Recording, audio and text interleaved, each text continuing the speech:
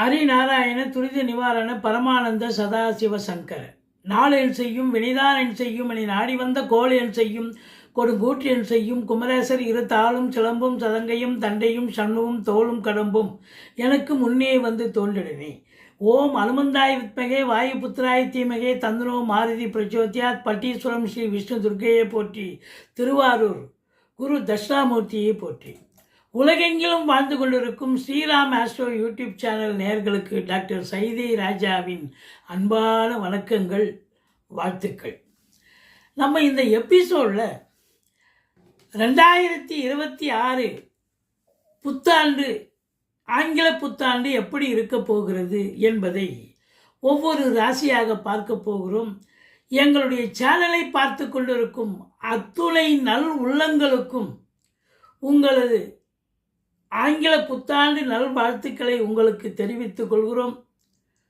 நீங்கள் இந்த ஆண்டு எல்லா வளமும் நலமும் பெற்று இன்புற்றிருக்க ஆண்டவனை பிரார்த்திக்கிறோம். இந்த 2026 எப்படி இருக்க போகுது, சென்ற ஆண்டு எப்படி இருந்தது அப்படின்னு பார்த்தீங்கன்னா, சென்ற ஆண்டு ஏதோ நல்லது நடக்கும், வேலை கிடைக்கும்னு எதிர்பார்த்து காத்திருந்தவங்களுக்கு காத்திருந்தது தான் மிச்சம். வீடு கட்டலாமான்னு முயற்சி பண்ணீங்க, முடியல. பிள்ளைகளை உயர்கல்வி வெளிநாடு அனுப்பி படிக்க வைக்கணும், இப்படி பலவாறாக முயற்சி பண்ணீங்க. ஆனால் ஏதாவது ஒரு முயற்சி சக்ஸஸ் ஆச்சா அப்படின்னா அதுதான் அங்கே ஒரு நிலை. கடந்த ஆண்டு எதிர்பார்த்து காத்திருந்தது தான் மிச்சமாக இருந்தது. நல்லது நடந்ததா அப்படின்னா உங்கள் எதிர்பார்ப்புக்கு நல்லது நடக்கவில்லை. சரி, இந்த ஆண்டு எப்படி இருக்க போதுங்க? இந்த 2026 நல்லா இருக்குமா? இந்த 2026 கூட்டு எண் பார்த்தீங்கன்னா 1ஆம் நம்பர் வருகிறது. ஸோ உங்களை பொறுத்தவரையிலையும் நம்பர் 1 இருக்கக்கூடியவர்கள் சாதிக்கக்கூடிய நிலை. அப்போ மற்றவங்க சாதிக்க மாட்டாங்களா? எல்லாருமே சாதிப்பார்கள். ஏன்னா கிரகங்களுடைய சஞ்சார நிலை மிக மிக சிறப்பாக இருக்கிறது.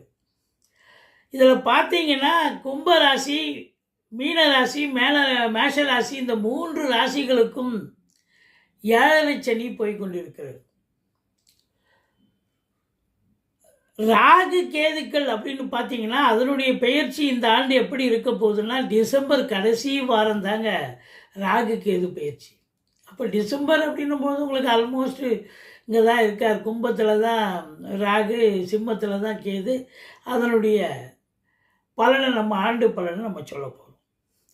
குரு பகவான் எடுத்துட்டிங்கனாக்கா இந்த ஆண்டு 3 ராசிகளில் சஞ்சாரம் செஞ்சு 12 ராசிகளுக்கும் பலனை வழங்க இருக்கிறார். மே மாதம் வரைக்கும், ஜனவரி முதல் மே மாதம் வரைக்கும் இந்த குரு பகவான் மிதுனத்தில் இருந்து பலனை தர இருக்கிறார். ஜூன் 2ஆம் தேதி முதல் அக்டோபர் 14ஆம் தேதி வரைக்கும் கடகத்தில் உச்சநிலை பெற்று பலனை தரப்போகிறார். அக்டோபர் 14 முதல் டிசம்பர் 31 வரைக்கும் வருட இறுதியில் வரைக்கும் சிம்மம் சென்று பலனை தர இருக்கிறார் குரு பகவான். அதிசாரம் பெற்று போகிறார். அப்போ குரு பகவான் 3 ராசிக்கு இடம்பெயர்ந்து சென்று பலனை தரக்கூடிய நிலை.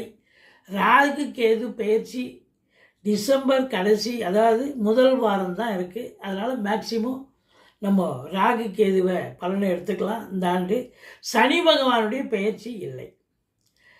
இப்படி ஆண்டு கிரகங்கள் நல்ல பலனை தருமா? சென்ற ஆண்டு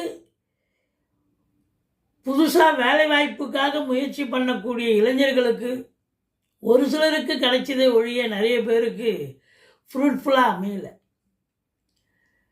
குடும்பத்தில் சுப நிகழ்ச்சிகள் நடத்தணும்னு நினச்சிங்க, எதுவும் நடத்த முடியல. வருமானத்தில் சரியான ஒரு நிலை இல்லை. வருமானத்தில் தடை இருந்தது. வரக்கூடிய காசு பணம் குடும்ப செலவு மெயின்டெனன்ஸுக்கு சரியாக இருந்தது.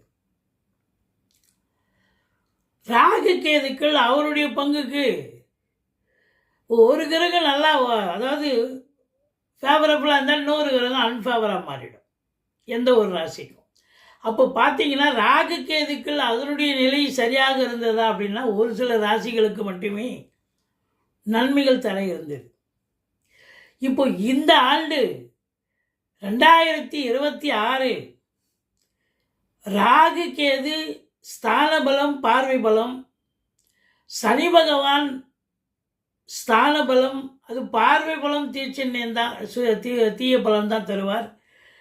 குரு பகவான் 3 ராசிக்கு சஞ்சாரம் செய்கிறதால ஸ்தான பலம் மற்றும் பார்வை பலங்களால் 12 ராசிகளுக்கும் அற்புதமான பலன்களை வாரி வழங்கக்கூடிய நிலை நிச்சயமாக இந்த 2026 அனைத்து நல்ல உள்ளங்களுக்கும் அற்புதமான ஒரு ஆண்டாக விளங்கப் போகிறது.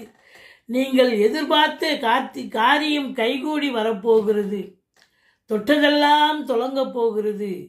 பேரு புகழ் அந்தஸ்து உயர்வடைய போகிறது. அடுத்த உங்களுடைய முயற்சிக்கு எல்லாம் நன்மையாக நடந்து அடுத்த லெவலுக்கு நீங்கள் பயணப்படக்கூடிய ஒரு காலகட்டமாக இது விளங்கப் போகிறது என்று சொன்னால் மிகையாகாது. இந்த என்னுடைய ஸ்ரீராம் ஆஸ்ட்ரோ சேனல் பார்த்து கொண்டிருக்கும் அத்துணை நல்லுள்ளங்களுக்கும் எல்லா வளமும் நலமும் கிடைத்திட ஆண்டவனை பிரார்த்திக்கிறோம். வாங்க ராசிக்குள் செல்லலாம். Happy new year 2026. துலா ராசி அன்பர்களுக்கு வணக்கம். துலா ராசி காலபுருஷனுக்கு 7வது ராசி. சுக்கிர பகவான் ஆட்சி பெறும் வீடு. இதில் என்னென்ன நட்சத்திரங்கள் இருக்குது அப்படின்னு பார்த்தீங்கன்னா சித்திரை 3-4 பாதங்கள், சுவாதி விசாகம் 1-2-3 பாதங்கள் உள்ளடக்கியது. எங்கள் வீடியோவை முழுமையாக பார்த்தீங்கன்னு சொன்னால் கண்டிப்பாக நீங்கள் எங்களுக்கு சபாஷ் போடுவீங்க. அந்த அளவுக்கு விலாவாரியாக சொல்லிகிட்ருக்கோம் இந்த ஆண்டு பலனை.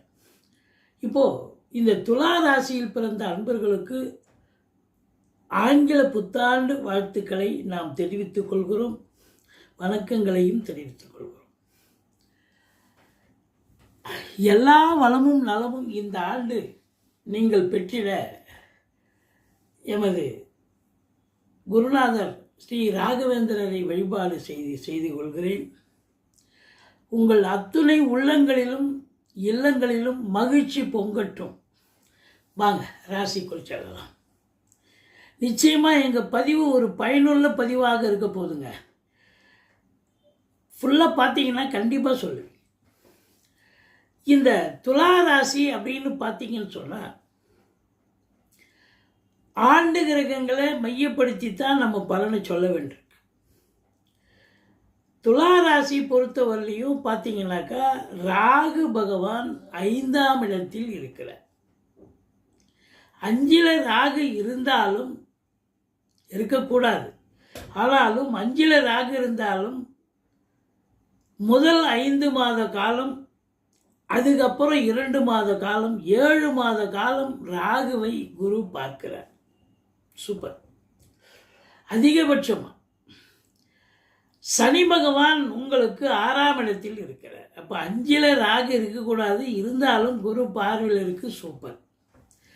துலா ராசிக்கு குரு பகவான் நல்லவர் அல்ல என்று சொன்னாலும் கூட ஆரம்பத்தில் 5 மாத காலம் மிதுனத்தில் 9ஆம் இடத்தில் எந்த ஒரு சுபகிரகம் இருந்தாலும் சூப்பரான பலனை தரும். அது மட்டுமல்ல, குரு பார்வை கோடி நன்மை. அதுக்கப்புறம் 10ஆம் இடத்தில் வந்து உச்சமடைகிறார் குரு பகவான். 11ஆம் இடத்துக்கு 2 மாதம் வந்து சிம்மத்தில் இருக்கார். ஸோ இந்த 3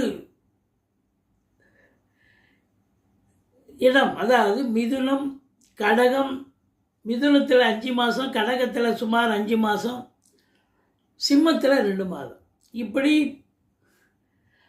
ஓராண்டு பலனை 3 ராசிகளில் அமர்ந்து தரப்போகிறார். அதுவும் குரு பார்வை கோடி நன்மை. ஆரம்பத்திலேயே பாருங்கள், ராசியை குரு பார்க்குறார். சூப்பர். ராசியை குரு பார்க்க கொடுத்து வைக்கணும். அற்புதமான ஒரு நிலை. அப்புறம் 2ஆம் இடம் குரு பார்வை.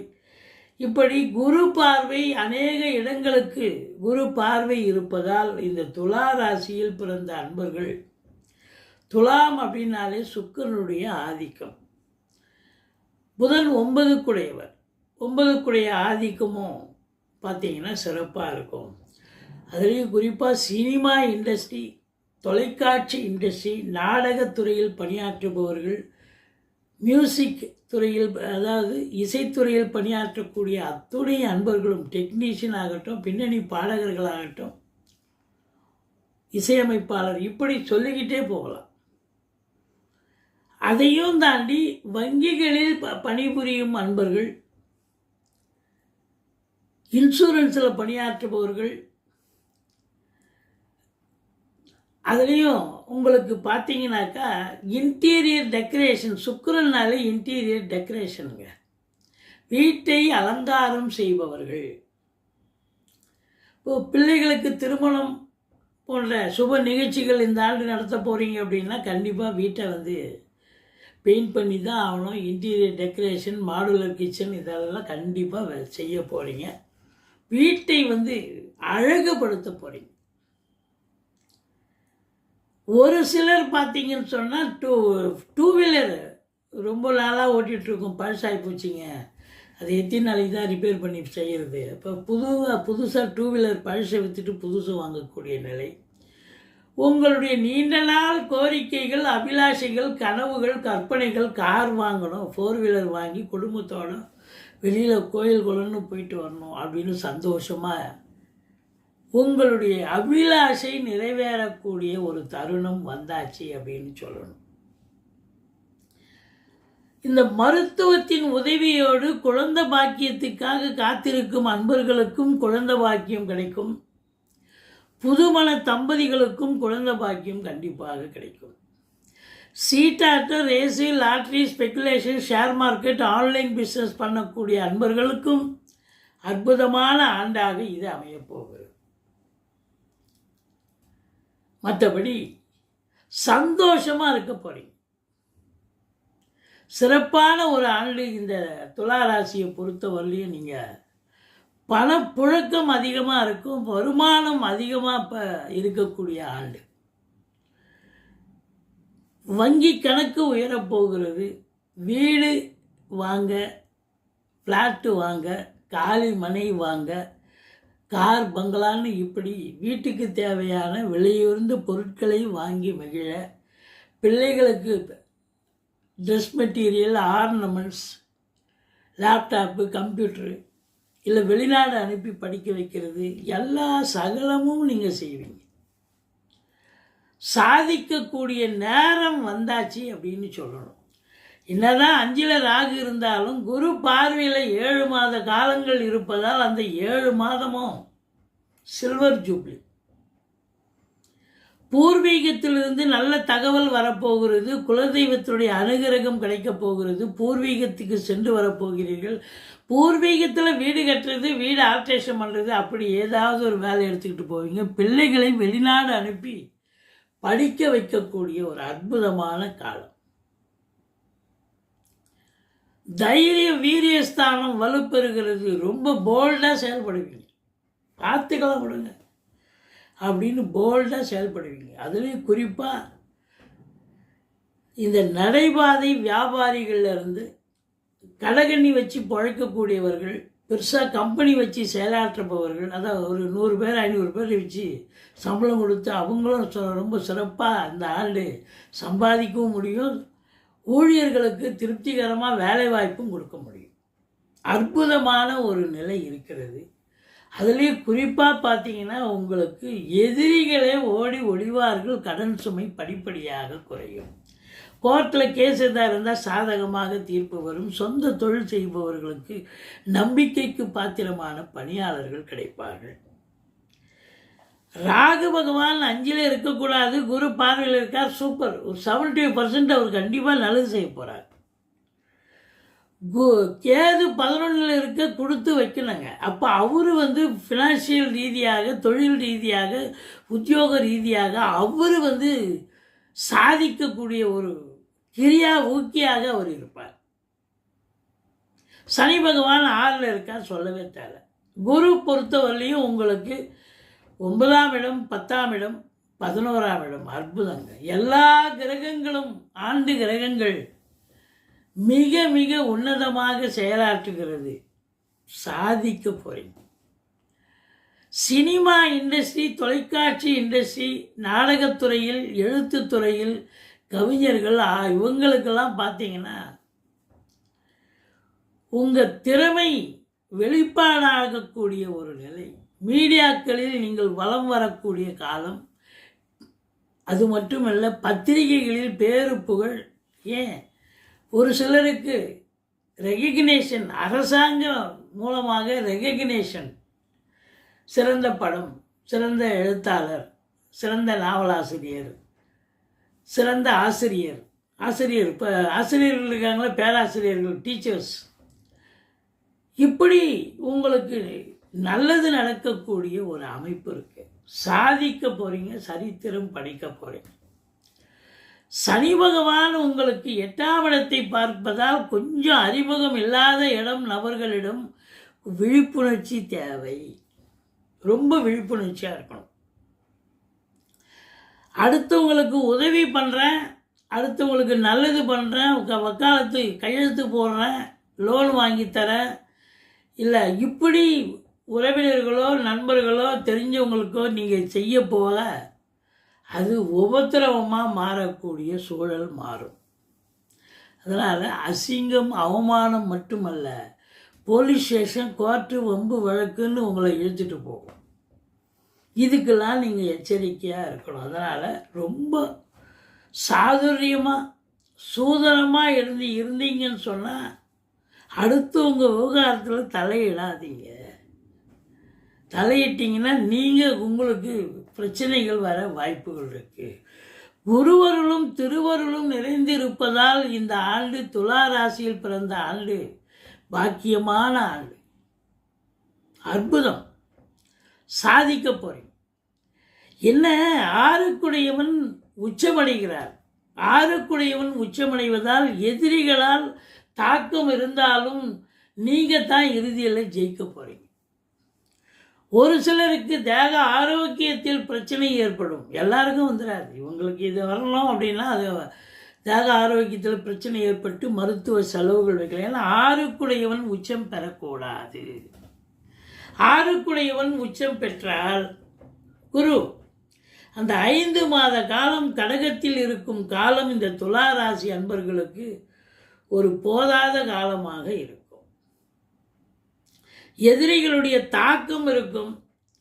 கடன் சுமை, ஏதாவது ஒரு கடன் உங்களுக்கு திடீர்னு திடுதப்புன்னு வந்து ஏதாவது பிரச்சனையை உண்டு பண்ணணும்.